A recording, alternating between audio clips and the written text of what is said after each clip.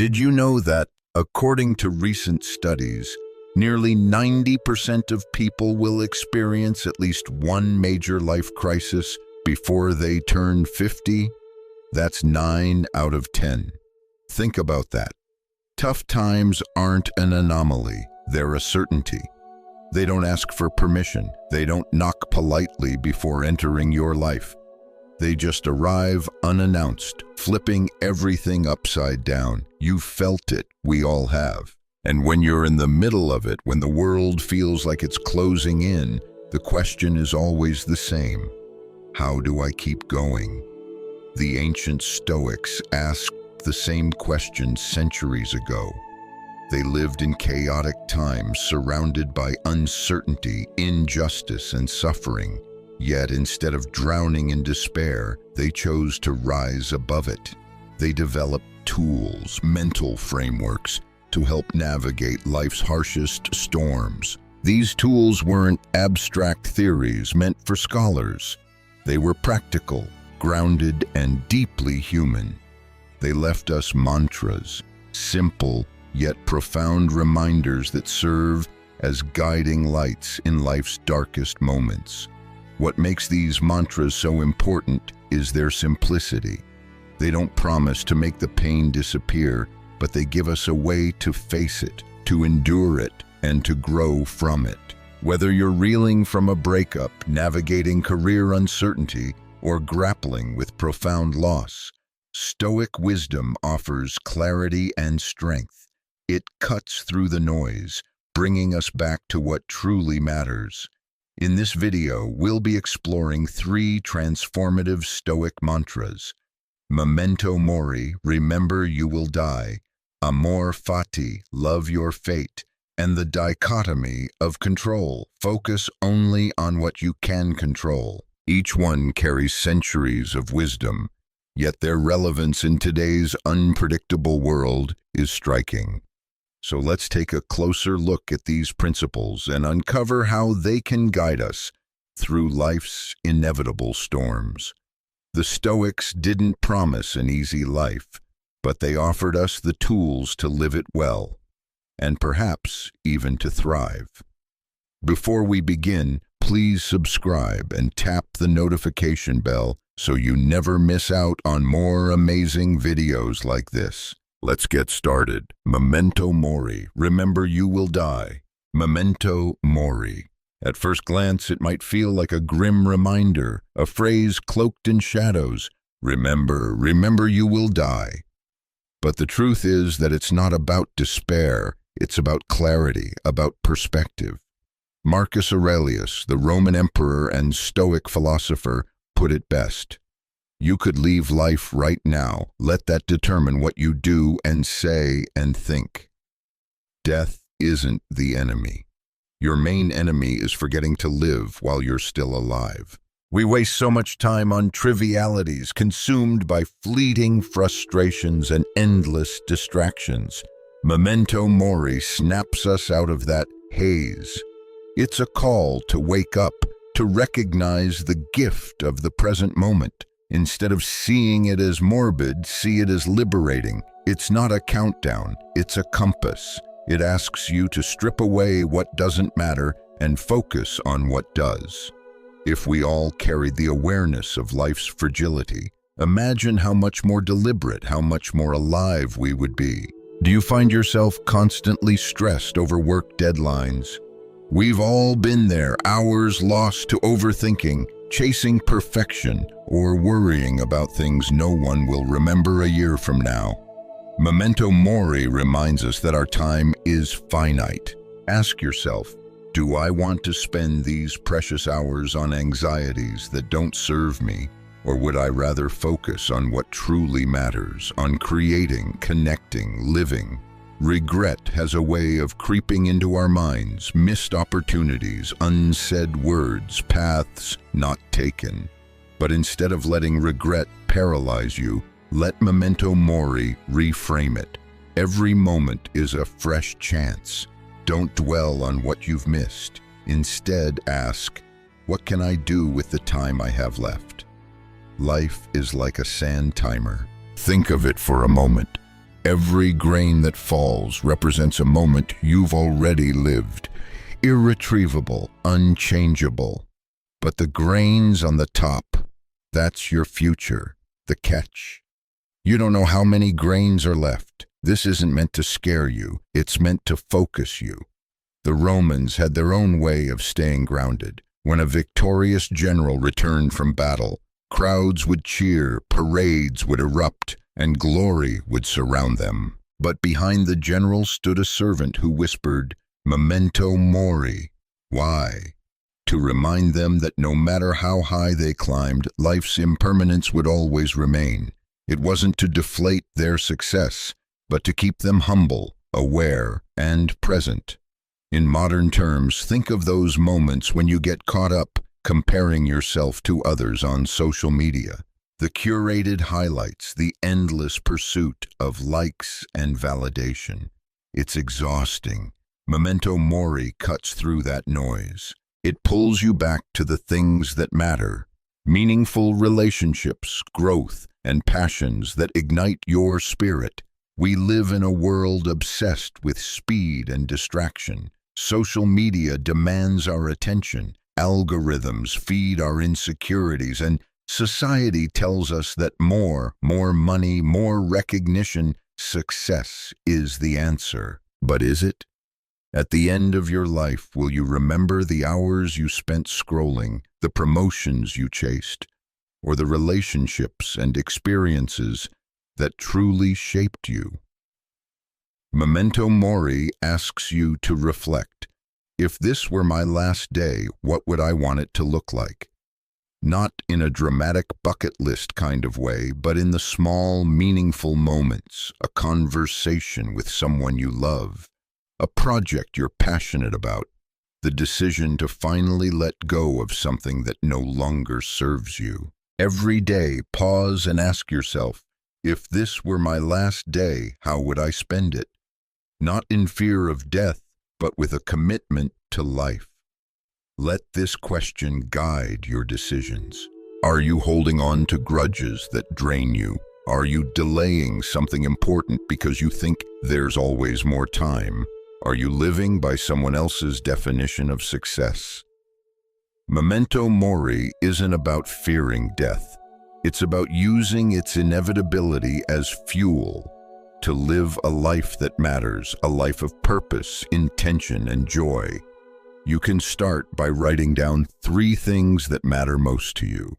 Then each day, take one action, big or small, that honors those priorities. Whether it's calling a friend, starting that project you've put off, or simply sitting in gratitude for what you have. Memento mori reminds you that life is happening now. This mantra isn't a burden, it's a gift. It whispers, don't wait, don't waste, don't sleepwalk through your days. The clock is ticking, yes, but that's exactly what makes each moment so profoundly valuable. Embrace it. Live it. Let memento mori remind you that while death is inevitable, a meaningful life is always within reach. Amor fati, love your fate. Always remember that life doesn't come with a blueprint. It doesn't ask for your permission or follow your carefully laid plans. The job you thought was yours slips through your fingers. The relationship you poured yourself into ends without warning. A missed flight, a delayed promotion, a diagnosis you never saw coming. These moments can feel like betrayal, like life itself has turned against you. This is where amor fati steps in. Love your fate, not tolerate it, not begrudgingly accept it, love it. It's a call to embrace every twist and turn, every hardship, every detour, as if you'd chosen it. Friedrich Nietzsche, one of Stoicism's most powerful modern interpreters, captured the essence of amor fati perfectly.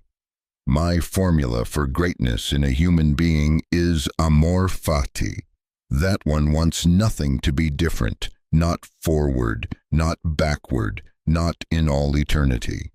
It's not about pretending hardships don't hurt. It's about seeing them as necessary steps in your journey, as raw material for your growth. Let's take, for example, that you're stuck in traffic, the kind that makes your jaw clench and your fingers drum on the steering wheel. The old you might grumble or let your frustration get the best of you. But with amor fati, you pause. You say, "This moment is mine." Maybe it's a chance to listen to a podcast you've been meaning to start. Maybe it's an opportunity to practice patience. The traffic isn't against you, it's for you. Missed opportunities, failed projects, and heartbreak often feel like life's cruelest jokes. But amor fati offers a different perspective. That rejection letter, it wasn't a door closing. It was a redirection to something better, aligned with your purpose. The relationship that ended, it wasn't a mistake. It was a necessary chapter in your growth. Amor fati teaches you to trust that even the pain has meaning. Instead of asking, "Why me?" ask, "What is this teaching me?" Thomas Edison's story is the epitome of amor fati. In 1914, his factory burned to the ground, destroying years of work and millions of dollars in equipment. Watching the inferno, Edison didn't collapse into despair. Instead, he told his son, "Go get your mother. She'll never see a fire like this again." He saw the fire not as an ending, but as a beginning. With insurance money and his resilience, Edison rebuilt, innovating even further. Life's obstacles can be seen as a fire, too. When a forest burns, it's not destruction for destruction's sake. It clears space for new growth. The same goes for us. The setbacks, failures, and heartbreaks we face aren't there to break us, but to transform us. They're fuel, feeding our resilience and forcing us to grow stronger. Today, with the internet and our social media, daily inconveniences can feel magnified. A rude email can derail your morning. An unexpected detour on your way to work might feel like a personal attack. Social media can make every misstep seem like the end of the world. But amor fati invites us to step back and reframe. That rude email, it's an opportunity to practice grace under pressure. The detour, maybe it leads you past a beautiful scene you'd never have noticed otherwise. Even the algorithms that frustrate us can teach us something, like the value of disconnecting and focusing on what truly matters. The next time life doesn't go as planned, take a deep breath and say, amor fati, not sarcastically, sincerely. Then ask yourself two simple questions. 1. What can I learn from this? 2. How can this make me better? It's not about pretending everything is perfect. It's about recognizing that even the imperfect has value. The beauty of this principle is that you can always start small.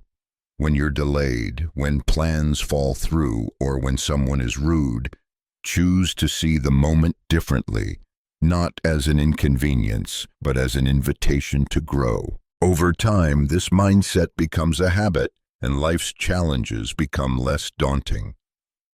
Amor fati is freedom.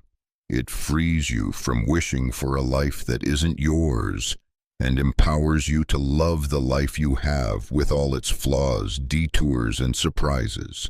Because when you stop resisting and start embracing, you discover that every moment, even the hard ones, is exactly what you need to become the person you're meant to be. Part 3. Dichotomy of control. Focus only on what you can control. Life often feels like an endless tug of war. On one side, there's what you wish would happen, the dream job, the perfect relationship, the recognition you feel you deserve. On the other, there's reality, messy, unpredictable, and entirely indifferent to your plans. The constant struggle to control the uncontrollable leaves many of us exhausted and frustrated. The dichotomy of control, a cornerstone of Stoic philosophy, cuts through this chaos with a simple truth. Some things are up to us and some things are not.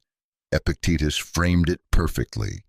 It is not events that disturb people, it is their judgments concerning them. In other words, peace comes from focusing only on what you can control, your actions, your thoughts, and your attitude, and letting go of the rest. It's not about giving up or being passive. It's about choosing where to direct your energy. Worrying about what you can't control is like trying to stop the ocean's waves with your hands. But when you focus on what you can control, you find strength and freedom in the chaos. Think about things that stress you daily. Maybe it's social media, the endless parade of opinions, criticism, and comparisons. Someone leaves a hateful comment, or a post doesn't get the engagement you hoped for.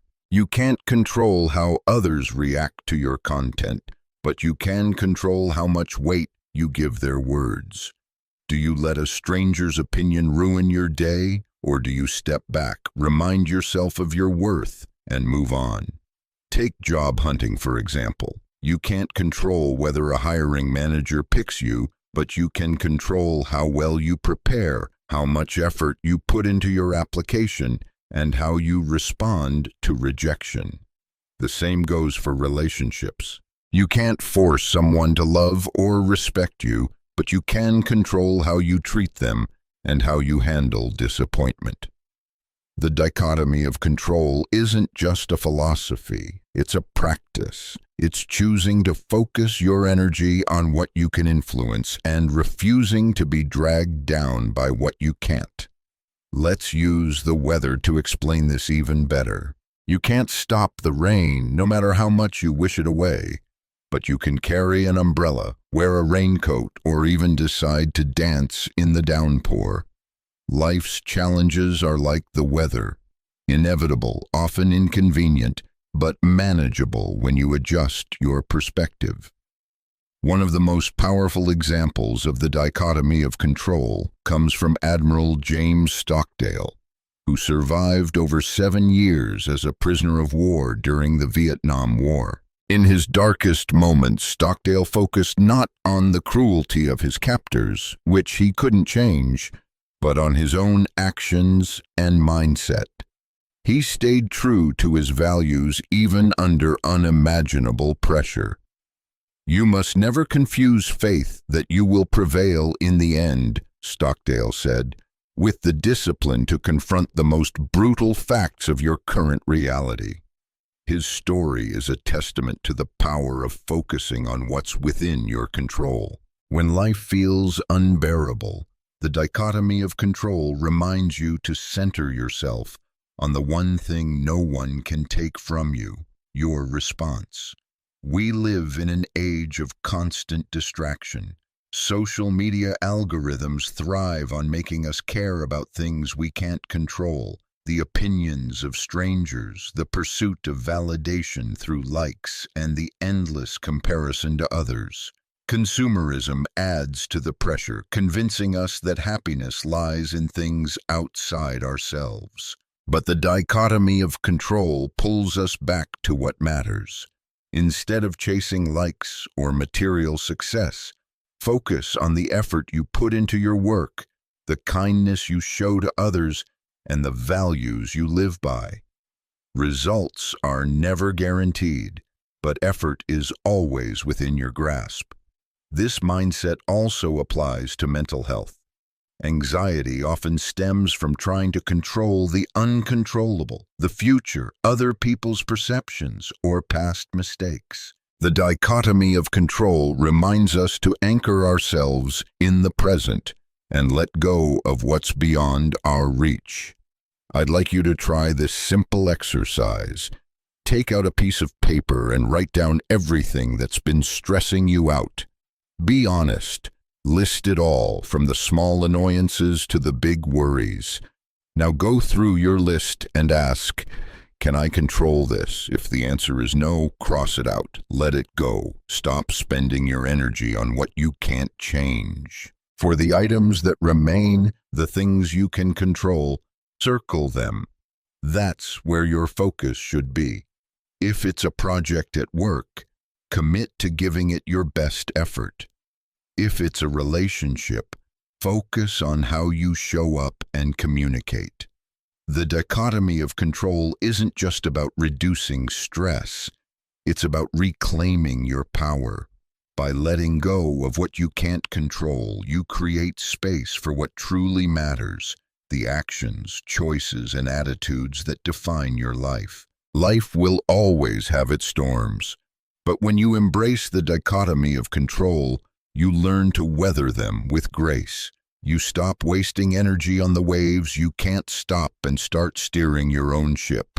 One steady choice at a time. Tough times are inevitable. That's one of life's guarantees. You will face days when the weight of the world feels unbearable, when nothing seems to go as planned, and when the pain of loss, failure, or uncertainty grips you tightly. But what's also guaranteed is your ability to choose how you face those moments. Memento Mori reminds us that our time here is limited, but that's not meant to scare us. It's a wake-up call. When you realize every moment matters, you start showing up differently. You hug your loved ones a little tighter. You stop procrastinating on the dreams that light you up, and you let go of grudges that weigh you down. Death isn't the end of the story. It's the reason to live fully. Amor Fati asks you to stop resisting life. Traffic jams, heartbreak, career detours. They aren't punishments, they're opportunities. What if you approached every challenge as if you'd chosen it? What if you believed that each setback was carving you into a stronger, wiser, more resilient version of yourself? Loving your fate doesn't mean loving every moment, but it means trusting that every moment has its place in your journey.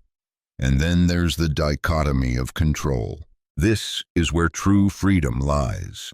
So much of our suffering comes from trying to control things we simply can't. Other people's opinions, the past, the future. But when you focus on what's within your power, your actions, your choices, your attitude, you take back control of your life. You stop wasting energy on things you can't change and start building a life that reflects your values and aspirations. The Stoics weren't superhuman. They had fears, doubts, and struggles just like we do, but they left us a blueprint for rising above the noise, for finding clarity in the chaos. Their mantras aren't relics of the past. They're tools for today. Imagine living each day with these principles guiding you. When life tests you, and it will, you take a deep breath. You breathe. You remember, this is temporary. This is for me, and I control how I respond. You can choose gratitude over resentment, action over helplessness, love over fear. The world may be unpredictable, but your inner world, that's entirely up to you. The next time you're staring down a tough moment, take a deep breath and remember, memento mori, amor fati, the dichotomy of control. These aren't just words. They're your compass, your anchor, your light in the storm. Life will always be messy, but you, with these tools, can navigate it with grace and courage. You are stronger than you think. You always have been. And with these mantras, you always will be. If this resonated with you and you're ready to explore Stoicism even deeper, don't forget to check out our YouTube channel. We're creating content to help you live with more clarity, resilience, and purpose, all rooted in timeless Stoic wisdom. Subscribe now and let's continue this journey together. Your best self is waiting.